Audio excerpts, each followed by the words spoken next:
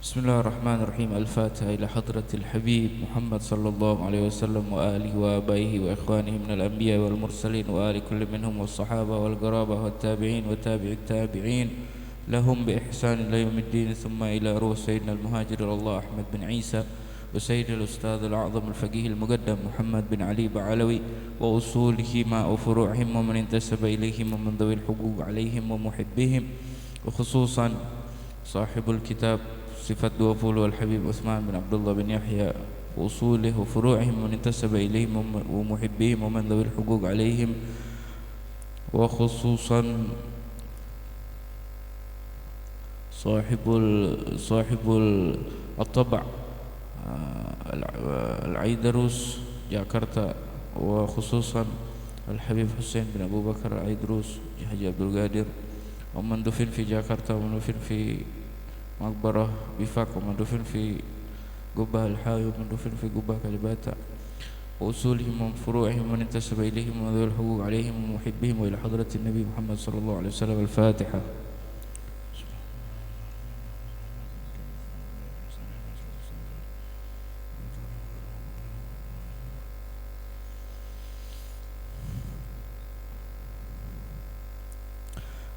Alhamdulillah wassalatu wassalamu ala rasulillah Sayyidina Muhammad bin Abdullah wa ala alihi wa sahbihi wa mawalah, amma ba'd. Qala Allah ta'ala subhanaka la ilma lana illa ma 'allamtana innaka antal alimul hakim. Wa qala Rasulullah sallallahu alaihi wasallam talabul ilmi faridatun ala kulli muslimin wa muslimah. وقال رسول الله صلى الله عليه وسلم من سلك طريقا يلتمس فيه علما سلك الله له طريقا إلى الجنة. صدق الله العظيم وصدق رسول الله صلى الله عليه وسلم. اللهم صل وسلم على نور الأنوار وسر الأسرار وترياق الأغيار ومفتاح باب اليسار سيدنا محمد المختار وآله الأطهار وأصحابه الأخيار عدد نعم الله وإفضاله. اللهم صل وسلم وبارك وكرم وعظم على سيدنا محمد الفاتح لما أغلق والخاتم لما سبق الناصر الحق بالحق والهادي إلى صراطك المستقيم وعلى آله وصحبه حق قدره ومقداره العظيم والحمد لله رب العالمين. Alhamdulillah, segala puji bagi Allah dan salawat serta salam kita panjatkan kepada junjungan kita Maulana Sayyidina Muhammad sallallahu alaihi wasallam. Kita lanjutkan pengajian kita. Dikatakan oleh sahibul kitab, sebelumnya beliau mengucapkan bismillahirrahmanirrahim. Segala puji bagi Tuhan seru sekalian alam, dengan pujian-pujian yang melengkapi akan segala nikmatnya. Kita udah bahas seru sekalian alam, kita udah bahas pujian-pujian yang melengkapi akan segala nikmatnya. Kita udah tahu bahwasanya setiap satu nikmat itu dilengkapi dengan banyak nikmat yang Allah kasih. Kita minum satu teguk air putih, di balik satu teguk itu banyak nikmat yang Allah berikan kepada kita. Allah kasih kita rasa haus, itu nikmat dari Allah. Allah kasih kita rasa kenyang, itu nikmat dari Allah. Allah kasih kita feeling, ukuran tangan kita buat ngambil si air. Allah kasih kita pengenalan bahwa itu air putih bukan air garam, itu nikmat dari Allah. Allah kasih kita punya rasa, bisa ngerasain, itu nikmat dari Allah. Allah atur itu air putih yang masuk ke dalam tubuh kita, yang mana yang jadi air keringat, yang mana yang jadi air mata, yang mana yang jadi air seni, yang mana yang jadi air ingus, yang mana yang jadi air ludah. Itu semua diatur sama Allah SWT dari satu teguk air. Satu nikmatnya, tapi dilengkapi dengan banyak nikmat. Itulah yang dimaksud dengan pujian-pujian yang melengkapi akan segala nikmatnya. Jadi setiap satu nikmat, banyak nikmat di balik itu yang Allah berikan kepada kita. Makanya Allah katakan, wa qalilun min ibadiyasy syakur. Orang yang bersyukur tuh benar-benar ahli dalam bersyukur tuh sedikit, kata Allah. Karena banyak nikmat yang Allah berikan kepada kita yang kitanya nggak tahu kalau itu adalah nikmat. Terkadang sakit. Al-Habib Ahmad bin Hasan Al-Attas di dalam kitabnya di Tadhkirun Nas, beliau katakan kadang kita dikasih sakit mata, dikasih sakit mata, itu sakit, tapi di balik itu ada nikmat yang Allah kasih buat kita. Yang semestinya urat mata kita tuh mati, menjadikan kita buta, sama Allah dijadiin sakit mata, keluar kotoran yang bikin urat kita nih mati, mestinya nih saraf kita nggak jalan lagi, nggak hidup, sebab kotoran. Si kotorannya dikeluarin sama Allah. Makanya orang kalau sakit mata keluar air mata mulu, keluar belek mulu, keluar sampai merah, itu kotoran yang Allah keluarin. Itu sakit, tapi sebenarnya itu nikmat, karena Allah lagi jauhin kita dari penyakit buta. Nah, jadi banyak nikmat ya. Kita udah bahas alhamdulillah minggu kemarin, melengkapi akan segala nikmatnya. Lagi menarik akan kelebihan pemberiannya. Itu juga termasuk dah tuh tadi, bahwasanya setiap pemberian Allah itu nggak mungkin satu dia doang, tapi udah sepaket sama kelebihannya. Orang yang suka sakit badannya, banyakin minum air putih, kurang air putih tuh, itu kan kelebihan.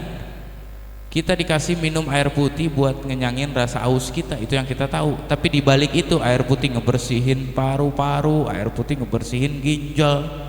Itu kelebihan tuh yang kita nggak sadar. Setiap kita minum, ginjal kita bersih, paru-paru kita bersih, sebab si air. Tapi kita kan minum karena kita aus, bukan karena ginjal pengen bersih, bukan karena paru-paru pengen bersih. Ya, itu kelebihan dari nikmat yang Allah kasih buat kita. Kemudian beliau Al-Habib Utsman Mufti bilang, dan sholawat yang akmal beserta, saya baca dulu ya, sholawat yang akmal beserta sejahtera yang sempurna atas penghulu kita Nabi Muhammad sallallahu alaihi wasallam, dan atas sekalian keluarganya dan sekalian sahabatnya. Habib Utsman bilang, dan sholawat yang akmal. Akmal artinya apa? Sempurna. Akmal yang sempurna. Sholawat yang akmal, sholawat yang sempurna. Kenapa Habib Utsman bilang sholawat yang akmal? Kenapa beliau enggak bilang dan sholawat serta salam kepada Nabi Muhammad? Sholawat serta salam udah cukup benar, tapi beliau bilang akmal. Nah, berarti kalau akmal itu sholawat yang sempurna. Karena di dalam ilmu fikih, dalam ilmu agama ada namanya sholawat yang batro. Kalau bahasa Arabnya dibilang batro. Kalau kebalikannya batro, akmal. Akmal itu sempurna. Kebalikannya sempurna, batro. Batro tuh enggak sempurna, buntung, separo. Apa sholawat yang akmal? Sholawat yang akmal bunyinya begini. Habib Utsman enggak sebutin sholawatnya. Bunyinya bagaimana sholawatnya? Sholawatnya begini: Allahumma sholli wa sallim wa barik wa karrim wa azim ala sayyidina Muhammadin wa ala alihi wa sahbihi ajma'in. Itu akmal. Itu akmal. Sedikit-dikitnya sholawat akmal tuh kayak gimana? Sedikit-dikitnya begini: Allahumma sholli wa sallim ala sayyidina Muhammadin wa ala alihi wa sahbihi ajma'in. Itu sedikit-dikitnya. Kalau mau benar-benar akmal, Allahumma sholli wa sallim wa barik wa karrim wa azim, baru. Kenapa beliau bilang sholawat akmal? Karena ada riwayat hadis yang mengatakan barang siapa yang bersolat kepadaku tanpa memberikan salam, itu sholawatnya diem, katanya nggak keterima, sholawatnya nggak nyampe ke Rasulullah. Ada kan orang sholawat Allahumma sholli ala Muhammad wa ala ali Muhammad, ada kan orang begitu, itu batro. Karena kenapa? Allahumma sholli ala Muhammad, dia nggak pakai salimnya, itu yang kagak sempurna tuh, separo. Allahumma sholli ala Muhammad wa ala ali Muhammad, atau Allahumma sholli ala Muhammad wa ala alihi wa sahbihi, itu batro. Tapi kalau yang sempurna Allahumma sholli wa sallim ala sayyidina, pakai sayyidina Muhammadin wa ala alihi wa sahbihi ajmain, itu sholawat yang sempurna. Nah, sini kan Habib Utsman kagak sebut sholawatnya. Beliau nulis sholawat apa nih? Sholawat Anwar, sholawat Tibil Gulub, sholawat Nariyah, enggak disebut. Tapi beliau sebut akmal. Berarti paling enggak sholawat yang dimaksud sama Habib Utsman paling sedikit tuh bunyinya Allahumma sholli wa sallim ala sayyidina Muhammadin wa ala alihi wa sahbihi ajmain. Paling enggak itu yang beliau maksud dengan sholawat di sini. Nah, sholawat ada hukumnya. Yang pertama wajib. Sholawat wajib waktu tahiyat akhir. Salat tahiyat akhir, asyhadu an la ilaha illallah wa asyhadu anna muhammadar rasulullah. Allahumma sholli wa sallim ala sayyidina Muhammadin. Nah ini kan kalau kita ada yang sholatnya Allahumma sholli wa sallim ala Muhammad, Allahumma sholli ala Muhammad wa ala ali Muhammad kama sholaita ala Ibrahim. Udah belajar nih, berarti tahu sholawat yang batrok yang mana, yang sempurna yang mana. Jadiin sholawat kita di dalam sholat jadi sholawat yang akmal. Gimana Bib bacanya? Allahumma sholli wa sallim ala sayyidina, pakai sayyidina. Memang di dalam hadis Rasulullah ngajarin kita kalau tahiyat bacanya Allahumma sholli wa sallim ala Muhammad wa ala ali Muhammad kama shallaita ala Ibrahim wa ala ali Ibrahim. Itu yang diajarin Rasulullah. Nah, Rasulullah itu orang paling rendah diri. Rasulullah itu orang yang paling nggak mau dianggap besar. Beliau nggak mungkin ngasih contoh tentang diri beliau sendiri pakai sayyidina. Saya adalah pemimpin kalian. Beliau nggak mungkin ngomong gitu. Di dalam hadis memang konteksnya nggak pakai sayyidina, tapi kita sebagai umat sudah sepatutnya. Kalau orang kampung sini bilang udah, kalau orang kampung sini bilang tahu diri. Kita tahu diri sebagai umatnya. Kan kita umatnya, masa nggak pakai sayyidina, sombong amat sih. Manggil Nabi pakai nama, manggil bapak aja kita nggak berani pakai nama. Jadi tahu diri kita sebagai umatnya. Itu rasa yang tidak dimiliki semua orang, adanya di hati, rasa. Beliau nabi gua, beliau yang kasih gua syafaat ntar di akhirat. Gua nih ibadah gua nggak banyak, masa gua buat sholawat pakai sayyidina, nggak mau. Makanya pakai sayyidina Allah pas tahiyat. Asyhadu an la ilaha illallah wa asyhadu anna muhammadar rasulullah. Allahumma sholli wa sallim ala sayyidina Muhammadin wa ala ali sayyidina Muhammad kama shallaita ala sayyidina Ibrahim wa ala ali sayyidina Ibrahim. Pakai sayyidina. Itu sedikit-dikitnya. Kalau mau sempurna sholawat di tahiyat, mau sempurna lagi sholat nih, begini sholawatnya. Sholat at-tahiyatul mubarakatus sholawatut tayyibatu lillah. Assalamu alayka ayyuhan nabiyyu wa rahmatullahi wabarakatuh. Assalamu alayna wa ala ibadillahi salihin. Asyhadu an la ilaha illallah wa asyhadu anna muhammadar rasulullah.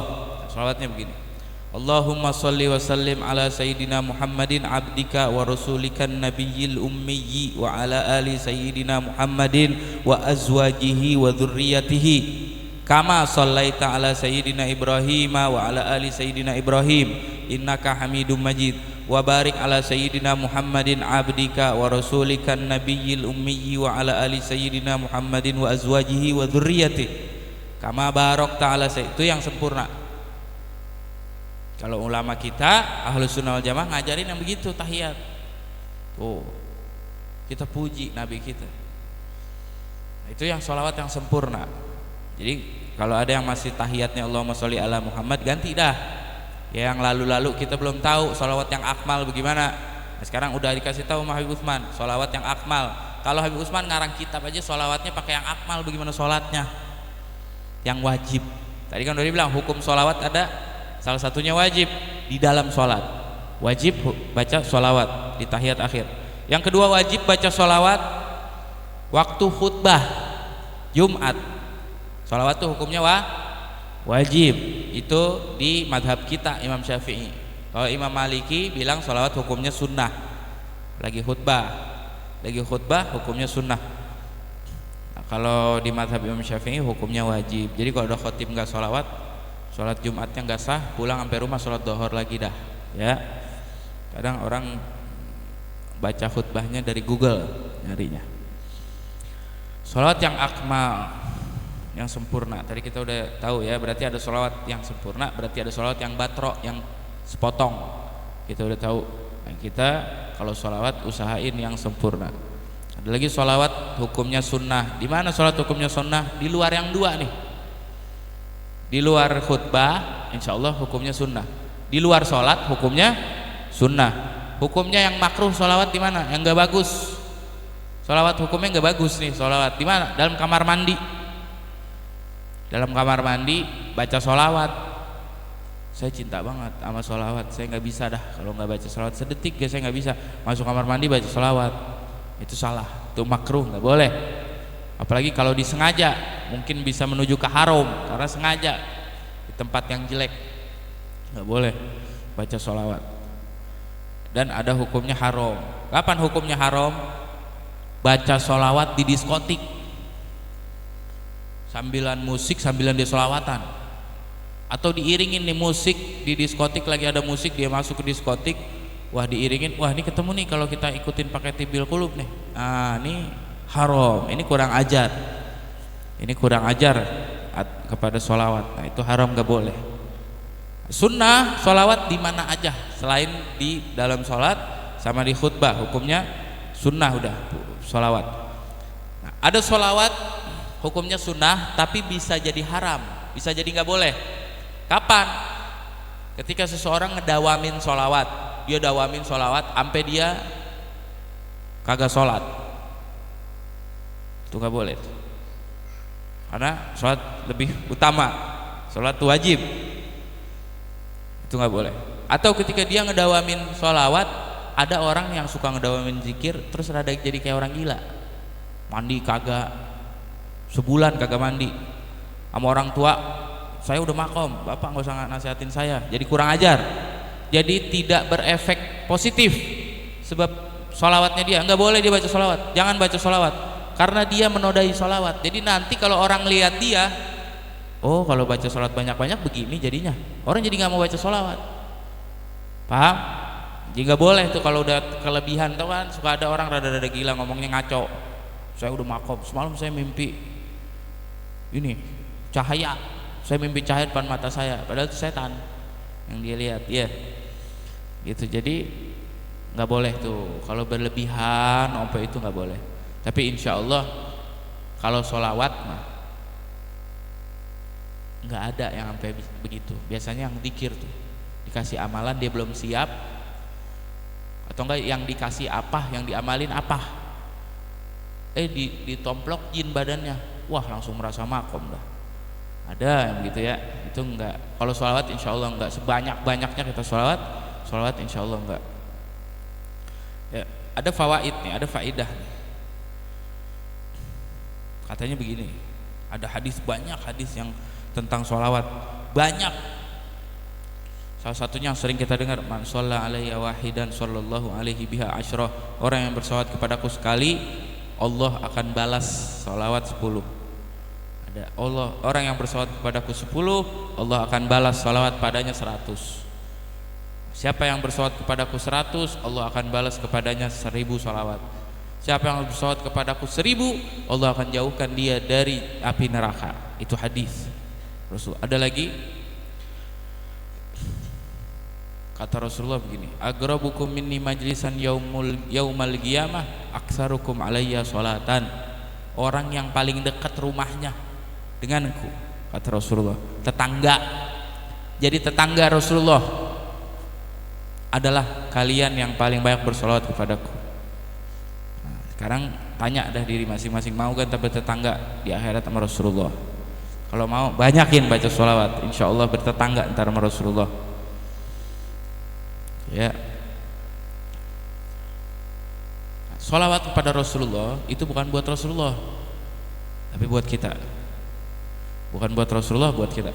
Karena kita sholawat, Rasulullah nggak bertambah mulianya. Kita nggak sholawat juga Rasulullah nggak jadi hina. Jadi sholawat itu buat kita. Ini botol nih, ini gelas kosong nih ya, ini gelas kosong misal. Saya isi air putih pakai botol ini nih, sampai penuh, masih ada lebihnya gak di botol? Masih ada lebihnya, saya tuang lagi, airnya tumpah gak? Tumpah. Rasulullah itu udah penuh dari Allah Subhanahu Wa Taala. Nah, kita nih di bawahnya nih, umat Allah udah penuhin Rasulullah dengan rahmatnya, kasih sayangnya, semua tumpahnya kemana? Tumpahnya ke kita. Jadi itu semua buat kita, balik lagi ke kita. Allah Subhanahu Wa Taala katakan, innallaha wa malaikatahu yusalluna 'alan nabi ya ayyuhalladzina amanu sallu 'alaihi wa sallimu taslima. Jadi sholawat itu hakikat orang yang bersolawat, hakikatnya musolli yang bersolawat, hakikatnya siapa? Allah Subhanahu Wa Taala. Sebab Allah duluan pelakunya. Innallaha wa malaikatahu, Allah dan para malaikatnya bersolawat kepada Nabi. Jadi Rasulullah itu kemuliaannya udah cukup dari solawat Allah. Rasulullah udah nggak butuh solawat kita, tapi kita yang butuh solawat kepada beliau. Malaikat Allah dibawa sama Allah SWT. Tahu ke malaikat jumlahnya berapa? Kata Imam Fakhrur Razi, beliau di dalam tafsir beliau bilang gini, manusia jumlahnya kalau dikumpulin jadi satu itu 10% jumlah kaum jin. Manusia 10% jumlah jin kalau dikumpulin. Manusia sama jin disatuin, manusia jin satuin, manusia sama jin jumlahnya 10% binatang darat. Manusia, jin dan binatang darat digabung dijadiin satu, jumlahnya 10% binatang laut ya. Terus manusia, jin, binatang daratan, binatang laut dijadiin satu, dikumpulin jumlahnya 10% binatang yang terbang, burung dan lain-lain tuh, sampai nyamuk, sampai laler semua tuh ya, udah 5. Manusia, jin, binatang darat, binatang laut, burung dan binatang-binatang terbang lain dijadiin satu semua, jumlahnya 10% malaikat penghuni langit pertama. Terus dari awal lagi, dari manusia terus sampai malaikat penghuni langit pertama dikumpulin lagi, jumlahnya 10% langit kedua, terus langit ketiga, begitu langit keempat, langit kelima, langit keenam, sampai langit ketujuh. Udah dikumpulin lagi semua, manusia, jin, binatang daratan, binatang lautan, binatang yang terbang, penghuni langit pertama, kedua, ketiga, keempat, kelima, keenam, ketujuh, dikumpulin semua, jumlahnya sedikit, nggak sampai 1% jumlah, nggak sampai 1% jumlah penghuni Sidratul Muntaha. Nah, terus itu semua dikumpulin, digabung jadi satu, jumlahnya nggak sampai 1% penghuni arsy-Nya Allah ya. Bayangin berapa jumlahnya malaikat Allah tuh. Allah dan para malaikatnya bersolawat kepada Nabi Muhammad. Kata Allah, cukup udah itu solawat dari Allah dan para malaikat buat Nabi, cukup. Doa dari Allah dan para malaikat buat Nabi, cukup. Rasulullah udah nggak butuh dari kita. Jangankan para malaikat, solawat dari Allah udah cukup buat Rasulullah. Tapi kita diajak sama Rasulullah. Itulah tanda kasih sayang Rasulullah. Itu yang membedakan Rasulullah dari nabi yang lain. Rasulullah nggak mau ada kemuliaan yang beliau dapat kecuali kita harus dapat.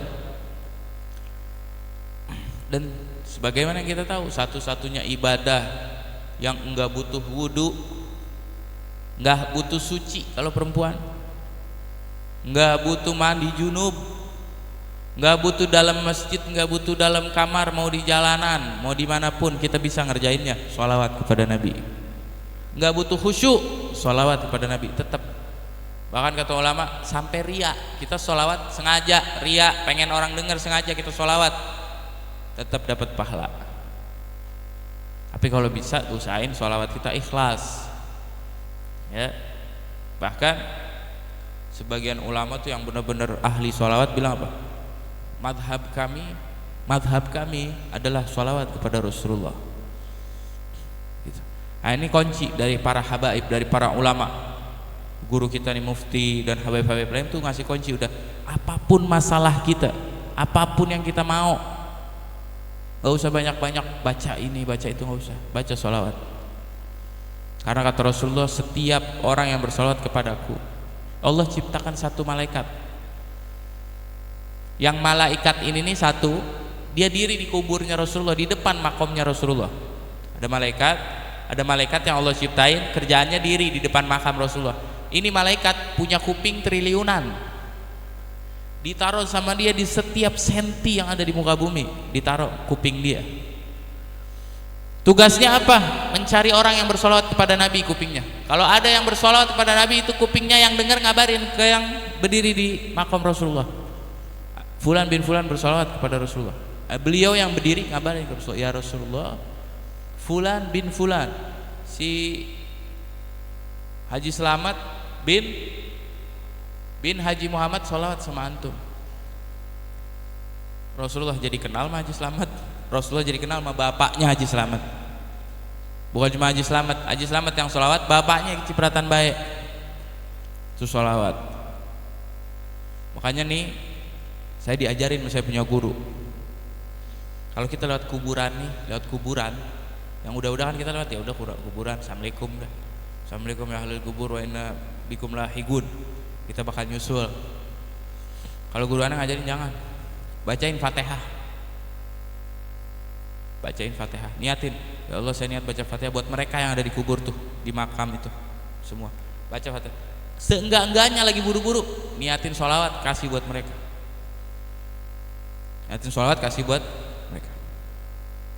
Itu katanya orang yang dikubur, ahli kubur tuh, itu pada nungguin, pada diam duduk.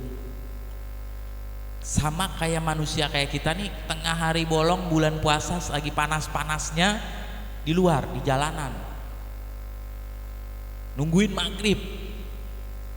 Kita nungguin maghrib, aus banget, panas banget, tiba-tiba azan maghrib, terus kita masuk ke ruangan AC. Nikmatnya kayak apa tuh? Begitu masuk ada korma, zam-zam, es kelapa, timun surih, gorengan bihun. Nah itu yang dikubur itu nungguin kiriman Fatihah sama sholawat dari yang hidup. Sama kayak kita waktu nungguin mau buka. Ini mah yang puasa, yang nggak puasa mah nggak ngerasain nikmatnya. Kalau yang puasa ngerasain tuh ausnya, apalagi kerja hariannya, dia ngerasain tuh panasnya apa. Begitu buka nikmatnya dia. Itu yang dikubur begitu kita kirimin Fatihah, itu dia kayak kena angin sejuk katanya. Kayak dikasih angin sejuk, nikmatnya tuh dapat. Dan sholawat. Ada satu cerita tentang sholawat. Ada satu perempuan. Ini perempuan, ini cerita ditulis sama Imam Ghazali di kitab beliau Mukasyafatul Qulub. Ya. Ada satu perempuan, ini perempuan masa hidupnya jadi perempuan ini jual diri, selir, jual diri masa hidupnya. Dia meninggal masih muda, belum nikah, belum apa, meninggal. Hidupnya jual diri, meninggal. Orang di kampungnya dia taunya nih perempuan udah perempuan gak benar. Emang ini perempuan emang gak benar hidupnya. Suatu hari habis nggak lama nih perempuan meninggal, ada anak muda yang kenal dia, kenal sama tuh perempuan, lewat ke kuburan di mana tempat perempuannya dikubur, pemakaman umum. Dia lewat, begitu dia lewat, dia berdiri, dia ngomong gini, ya Allah saya niat bersolawat, ya Allah hadiah buat mereka nih semua yang ada di ahli kubur di sini. Dia niat, dia baca solawat, Allahumma sholli wa sallim ala sayyidina Muhammad wa ala sayyidina Muhammad. Terus dia baca, beres, pulang sampai di rumah dia tidur malam, mimpiin tuh perempuan yang naudzubillah min dzalik tuh. Yang gak bener nih, perempuan yang udah mati yang udah kagak bener, selir. Dimimpiin sama dia. Itu perempuan lagi, itu perempuan cakep, pakai bajunya dari berlian, duduk di kursi terbuat dari cahaya. Itu perempuan. Itu si laki nih, anak muda nih bilang, kata anak muda, ente bisa jadi begini sebab apa? Ana tahu ente, nggak mungkin ente bisa mulia begini. Ana tahu mudanya ente nggak pernah ibadah, ente selalu jual diri. Kok bisa ente berada di posisi ini? Itu perempuan sambil ketawa, senyum, bilang gini, Ana bisa begini sebab ente. Sebab sholawat kamu kemarin, ada 50.000 ahli kubur yang bareng dikubur sama sayanya juga lagi disiksa sama malaikat. Sebab satu sholawat ente, waktu ente sebutin nama Nabi Muhammad, Allah perintahin tuh malaikat yang lagi nyiksa ahli kubur, berhenti, jangan disiksa ahli kubur. Ya Rob, mereka melawanmu ketika hidup, melanggar aturanmu. Kata Allah, di mana disebutkan nama kekasihku, aku tidak rela ada orang yang disiksa. Jadi yang dilihat bukan yang baca, mau ganteng, mau jelek, mau hitam, mau kurus, mau tinggi, mau cakep, nggak dilihat. Yang dilihat nama siapa yang keluar dari lidah kita, nama siapa yang terlafazkan oleh lidah ini. Kalau Allah udah bilang nama kekasihku yang keluar, dosa kita diampunin. Kita dapat stempel maaf dari Allah, seberapa besar pun salah kita, dapat ridho dari Allah. Makanya kita punya ulama tuh ngajarin sholawat lagi, majelis sholawat, di rumah sholawat, ini sholawat. Sebab beliau-beliau tuh udah tahu nih kita udah susah dah. Witir 11 siapa yang dawamin witir? 11. Duha 8 siapa yang dawamin? Ngedawamin tuh namanya dawam tuh bukan kerjaan setahun 2 tahun, dawam. Alhamdulillah Bib, umur saya 85, saya sudah 60 tahun sholat duha, nggak pernah saya tinggal. Itu namanya dawam. Dari mulai dia balik sampai dia mati, itu namanya dawam. Siapa yang dawamin? Tahajud, dawamin baca Quran. Siapa? Beliau-beliau tuh udah tahu orang kayak kita ya. Ini mah Pak, baca Quran kelayangan pala, mauan main bola, mauan nonton bola, mauan baca koran, mauan baca berita di HP. Udah nih sholawat aja masih ketolong. Nih sholawat, baca sholawat nggak berat, enteng. Allahumma sholli wa sallim ala sayyidina Muhammad. Terima sama Allah. Mau punya wudu kayak nggak punya wudu kayak, najis kayak nggak bawa najis kayak, habis maksiat kayak, habis sholat kayak, apapun yang kita lakukan, kita sholawat diterima sama Allah. Itu kelebihannya sholawat. Makanya kita jangan pernah lepas sholawat ya. Karena kita lagi ngomongin sholawat, biar kita tahu siapa yang kita sholawatin. Kadang begini ya, kita bisa cinta sama seseorang tuh sebab kita kenal. Jadi kita harus kenal dulu siapa beliau nih, biar kita tuh cinta, biar kita tuh lisan kita tuh sering-sering nyebut nama beliau, cinta. Makanya biar kenal. Nah sekarang di pengajian ini Haji Slamet juga udah ngomong ke saya juga udah ngomong sama Haji Slamet, kita seling, kita nggak belajar tauhid aja. Sebab mohon maaf, tauhid ini berat ya. Tauhid nih rada-rada kencang juga kepala, apalagi kebanyakan di sini orang tua. Saya mau selingin sama cerita Nabi, mau gak? Insya Allah pada mau ya. Dengerin aja udah, kenalin aja sama Nabi, kenal aja sama Rasulullah ya, buat bekal kita ntar di akhirat. Jadi kita kenal, oh itu tuh Rasulullah Sallallahu Alaihi Wasallam. Cerita tentang Rasulullah ini banyak, panjang Rasulullah ceritanya. Saya mau cerita nggak dari awal, nggak, tapi saya cerita yang kebetulan cocok aja, pas waktunya. Yang waktunya pas saya ceritain. Saya mau cerita sekarang tentang hikmah di balik perang Uhud.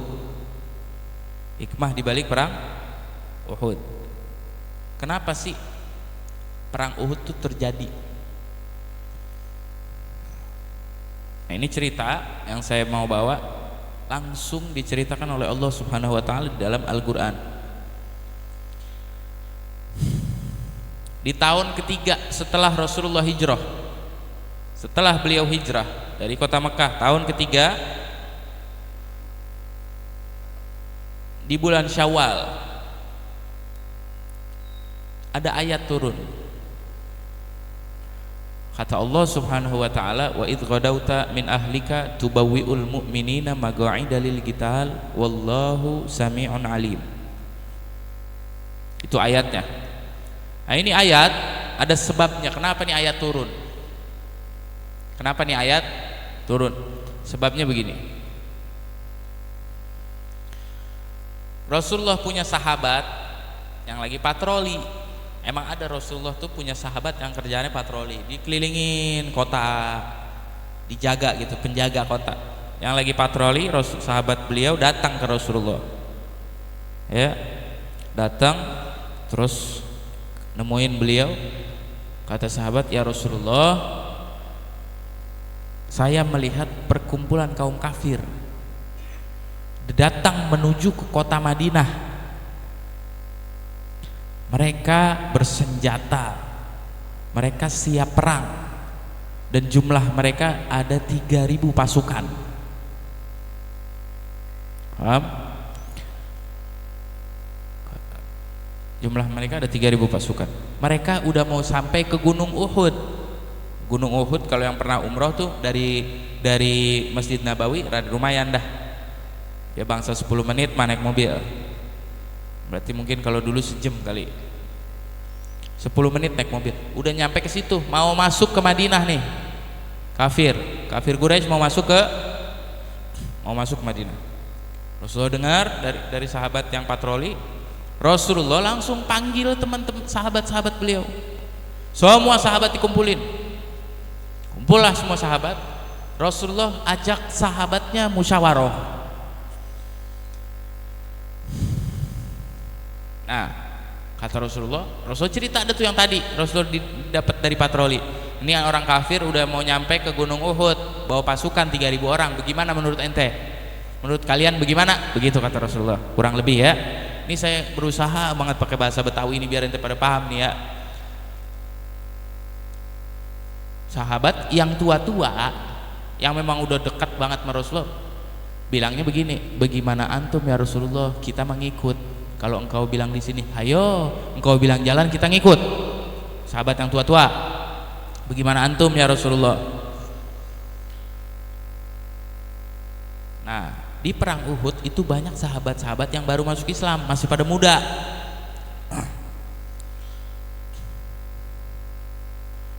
Sahabat yang muda-muda ini yang enggak ngalamin perang Badar. Nih ingat nih ya, ini penting nih, ada sangkut pautnya soalnya. Ini sahabat yang gak ngalamin perang Badar. Waktu Badar kan 313, musuh 1.000. Nah ini waktu di Uhud nih sahabat udah nambah, udah banyak yang baru masuk Islam. Banyak baru masuk Islam. Nah banyak pemuda-pemuda yang kagak ngikut waktu perang Badar, dia gak ngikut. Dia gak mau. Dia maunya keluar. Padahal Rasulullah belum ngasih tahu pendapatnya. Ini kita diem aja di dalam kota, apa kita samperin musuh? Rasulullah belum kasih pendapatnya. Ya Rasulullah, kalau memang orang kafir itu datang dan mau memerangi kita, kita samperin ya Rasulullah, kita perangin lagi. Kata yang muda. Yang tua mah nggak berani ngomong apa-apa, nyerahin ke beliau, ke Rasulullah. Yang muda pada pengennya keluar. Kemudian terus yang tua tuh sahabat-sahabat lama Rasulullah bilang, ya Rasulullah, pendapatmu dulu kasih ya Rasulullah, kamu belum memberikan pendapat. Baik kata Rasulullah. Rasulullah ngasih pendapat. Kata Rasulullah gini, kalau memang orang kafir itu mau datengin kita, mau merangin kita nggak usah keluar dari kota Madinah. Kata Rasulullah, nggak usah, kali aja dia mah bukan mau perang, kali aja dia mau nakut-nakutin doang. Udah biarin aja kita di dalam kota aja, jangan keluar. Tapi kalau dia memang mau merangin kita bisa ngalahin dia di dalam kota. Bagaimana caranya? Kita nih yang paling tahu seluk-beluk kota Madinah. Kita bisa bikin jebakan di gang ini atau di jalan ini, kita bisa bikin. Terus para laki-laki yang tua bisa nimpukin dari atas rumah atau manahin dari jendela. Laki-laki yang muda yang bagiannya perang, merangin mereka di jalan-jalan Madinah, kata Rasulullah. Perempuan-perempuan suruh nimpukin pakai batu dari rumah. Kata Rasulullah, kita yang paling tahu tentang seluk-beluk kota Madinah, kita bisa jebak dia. Begitu. Dan kita bisa menang dengan mudah. Kenapa Rasulullah pengen di Madinah? Salah satu sebabnya, ini perang Badar baru 1 tahun.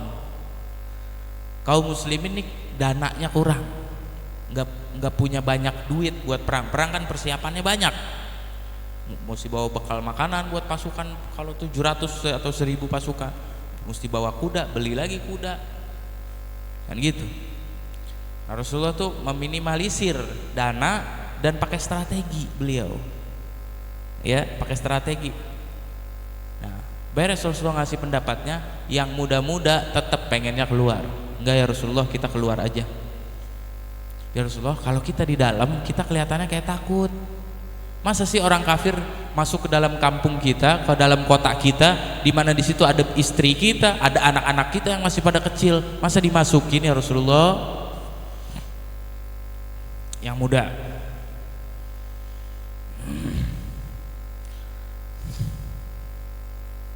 Sampai yang muda nih nggak berhenti, pokoknya maksa biar keluar dari kota Madinah. Ini pada paham gak nih?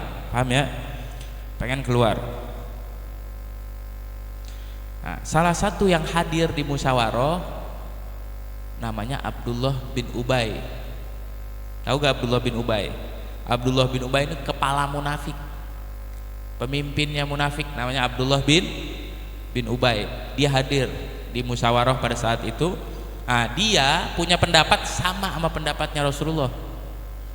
Ini kepala munafik nih, orang gak benar, bukan orang benar, tapi pendapatnya sama pendapat Nabi. Nah, anak-anak muda, kaum mukminin yang muda-muda, yang masih pada muda, pendapatnya nggak sama Rasulullah, pada pengen keluar. Kita keluar, kita temuin Rasulullah, jangan sampai dia masuk, di dalam kota ada bini, ada anak-anak kita, orang tua kita keluar, kita lawan.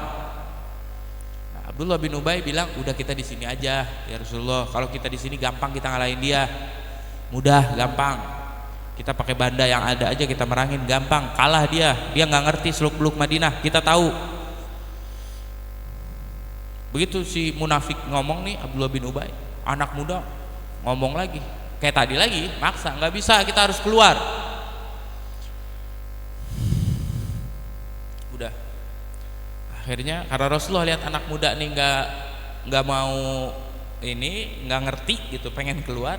Akhirnya Rasulullah masuk ke dalam kamar beliau, masuk ke dalam rumahnya beliau, pakai baju perangnya, baju perang pakai. Nah, waktu Rasulullah masuk ke dalam kamar, ini yang muda-muda dipanggil sama sahabat yang tua-tua, yang muda-muda dipanggil sini, yang pada ngotot pengen keluar dipanggil sini. Iya, kata yang tua-tua, ente tahu gak, ente ini maksa Rasulullah buat melakukan sesuatu yang beliau nggak mau. Rasulullah kan maunya di Madinah, kenapa ente pengen keluar? Ente ini udah bikin Rasulullah jengkel, ente ini udah bikin Rasulullah kesel. Akhirnya yang muda-muda sadar gitu, ya Allah, iya ya, saya ngapa jadi maksa Nabi nih. Ya udah dah, nanti kalau Rasulullah keluar, kata yang tua-tua nih, kalau Rasulullah keluar dari kamar, minta maaf, kembalikan perkara ini kepada beliau, dia Rasulullah udah yang ngurus, jangan ikut campur. Baik, kata yang muda-muda. Beres Rasulullah keluar dari kamar, Rasulullah udah pakai baju perang, baju zirahnya udah dipakai. Begitu keluar, yang muda-muda ngadep ke Rasulullah, ya Rasulullah, inna istakrahna, ya Rasulullah maafkan kami sudah memaksa engkau untuk melakukan sesuatu yang engkau nggak mau, yaitu keluar. Kalau kamu mau, kami di sini, kami tetap di sini Rasulullah, kami nggak mau maksa lagi buat keluar. Kata yang muda. Rasulullah begitu dengar, Rasulullah bilang, sekarang ente baru ngomong begini sekarang, tadi pas lagi musyawarah ente maksa keluar, sekarang saya udah pakai baju perang, ente malah pengen di sini. Nggak bisa kalau sekarang mah. Kata sahabat, kenapa ya Rasulullah? Sebab saya sudah pakai baju perang. Nah, ini pelajaran buat kita. Salah satu sifat seorang nabi ini dikasih tahu. Kata Rasulullah gini, la yanbaghi li nabiyyin idza labisa lamatahu an yanzi'aha anhu hatta yahkumallahu bainahu wa baina aduwih. Seorang nabi, kata Rasulullah, kalau sudah pakai baju perang nggak boleh dibuka kecuali terjadi peperangan. Tidak boleh seorang nabi pakai baju perang dibuka sebelum hukum Allah itu turun kepada kaum kafir. Jadi wah, gagah bener-bener Rasulullah tuh gagah. Beliau tuh nggak pakai baju perang buat main-main, buat sekedar make. Kalau udah dipakai memang bener buat perang. Makanya Nabi bilang apa? Seorang nabi tidak boleh menggunakan baju perang, memakai baju perang kecuali harus terjadi perang. Jadi udah nggak bisa nih yang muda kan bilang kalau mau di sini aja ya udah kita di sini. Nggak bisa, saya udah pakai baju perang. Allah yang nggak ngasih saya. Kalau Nabi buka baju perangnya, ada kecacatan dalam diri Nabi. Soalnya beliau pemimpin. Pemimpin begitu baju perang dipakai dijadiin mainan, habis dibuka dibuka. Tapi Nabi nggak dikasih sama Allah buat buka bajunya, baju perang. Itulah sifat seorang Nabi. Kalau udah pakai baju perang harus terjadi peperangan. Jadi bukan main-main kalau udah ini. Jadi nggak ada sedikit unsur pengecut, nggak ada. Seorang Nabi itu nggak pengecut. Buktinya itu tadi. Nggak boleh dibuka ini baju sebelum saya perang. Paham?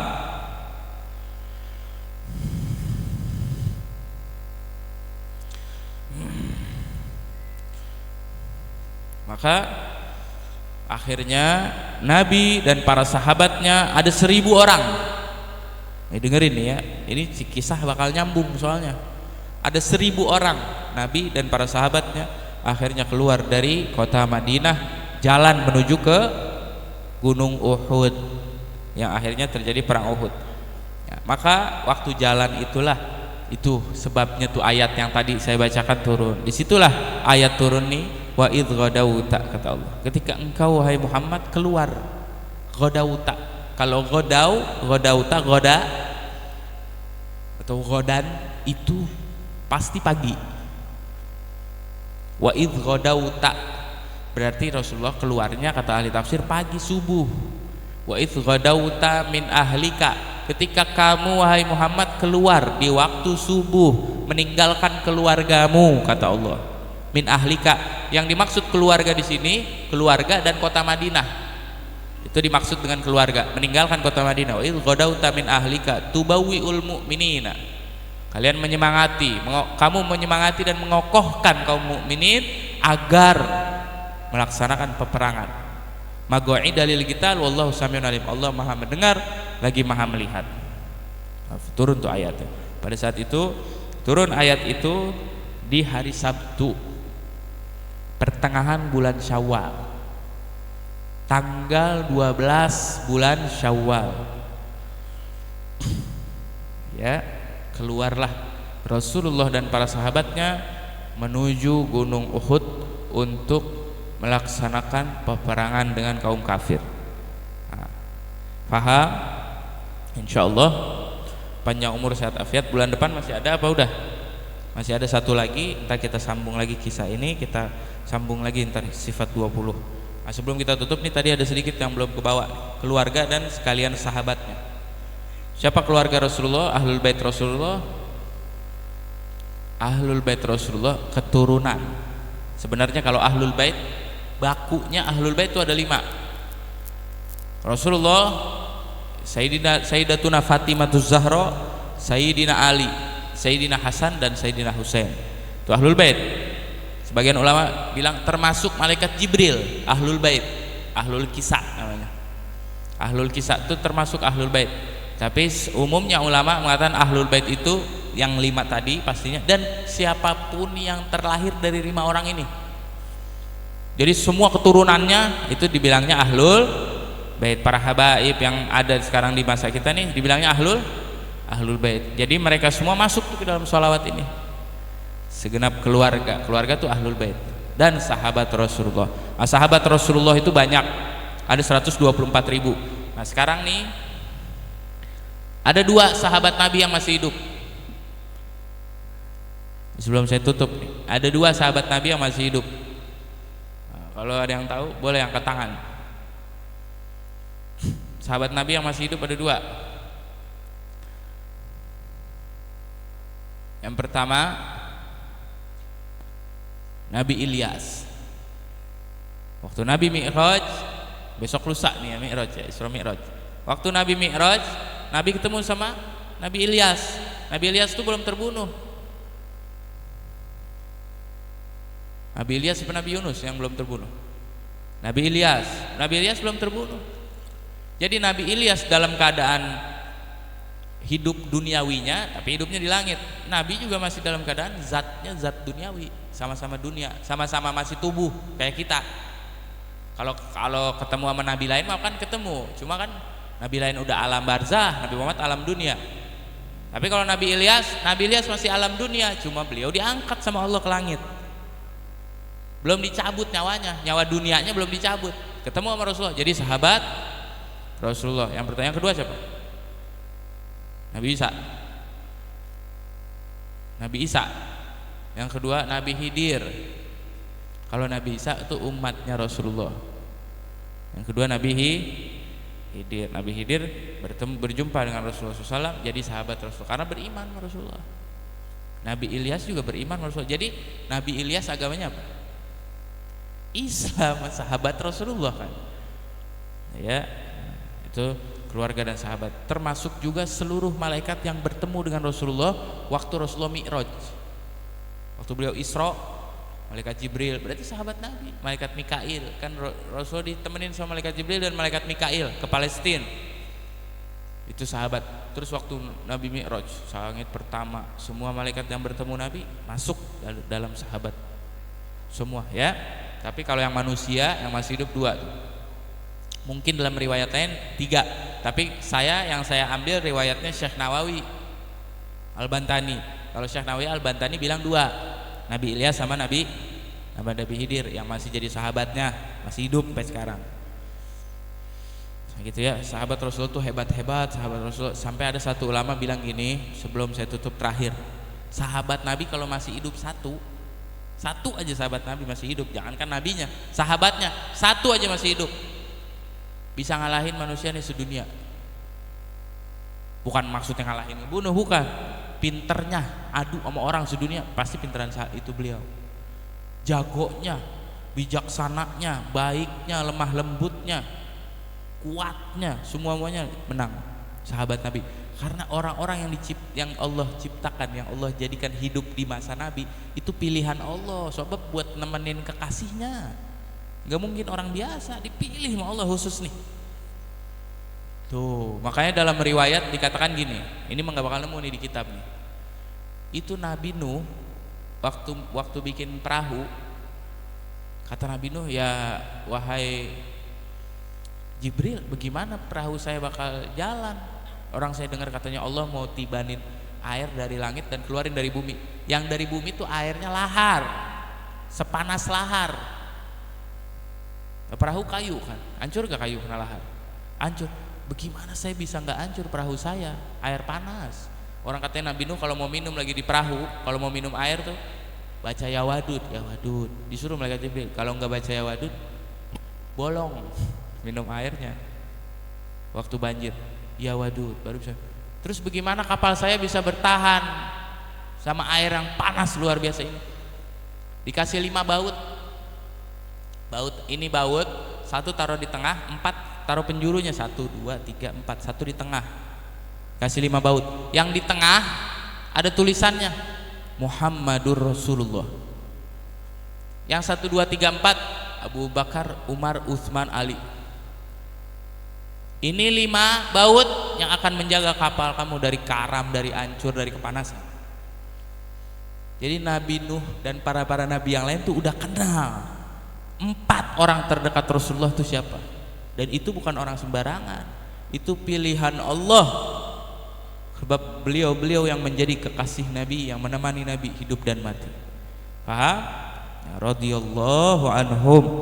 Nah, sedikit faedah, kalau dengar nama sahabat kita sebut radhiyallahu anhu. 1, kedua, kalau mau ngucap nama sahabat jangan panggil nama. Tadi sholawat kan dikasih sholawat apa? Jangan panggil nama. Kalau ada itu ada Ustadz Fulan di internet saya nonton, Umar berkata ini berkata, jangan diikutin. Biar punya rasa di hati. Mohon maaf, ada anak kecil manggil bapak kita pakai nama. Ini anak kecil nggak diajarin akhlak bapaknya nih. Manggil orang tua nggak pakai nama. Ini sahabat Nabi, orang terdekat Nabi dipanggil pakai nama. Nggak pantas ya. Panggil pakai Sayyidina, Sayyidina Umar, Sayyidina Utsman, Sayyidina Abu Bakar, Sayyidina Ali. Itu coba setahun aja jangan sebut nama sahabat kecuali pakai Sayyidina. Ntar bakal ngerasa nih di sini punya rasa cinta, punya rasa hormat sama beliau. Jangan didengerin orang-orang sekarang. Umar berkata, Umar mana lu? Umar Bakri. Ya, Ali berkata, Ali mana? Ali Topan. Panggil Sayyidina. Iya gak? Kita nih bisa hidup sekarang, kita bisa baca kitab semua berkat beliau. Paham? Nah, mudah-mudahan insyaallah bermanfaat. Nanti insyaallah kita lanjut lagi. Kita minta sama Allah agar Allah berikan kita pemahaman, fahmun nabiyyin, dan Allah Subhanahu wa taala jadikan kita menjadi hamba-hambanya yang bersyukur, hamba-hambanya yang Allah Subhanahu wa taala kasih selamat dunia dan akhirat. Ala hadhihi wa ala kulli niyatin shalihah wa ila hadratin Nabi Muhammad sallallahu alaihi wasallam. Al-Fatihah.